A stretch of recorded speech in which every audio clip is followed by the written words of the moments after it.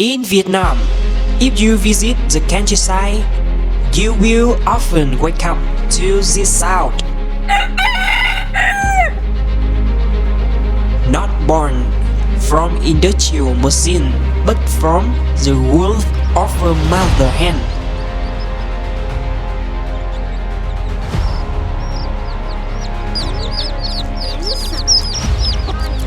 She searches for food, keeps her baby warm, and protects them from danger.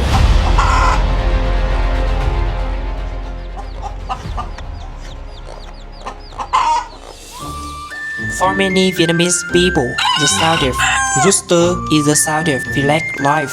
When the rooster crows in the morning, farmers begin a new day in the fields. And when chicken return to the coop at sunset, people return home too, like a lateral clock, repeating every day for generations. Chickens also leave a deep mark on Vietnamese culture. They appear in folk paintings, family meals, festival, and central worship during Lunar New Year event today.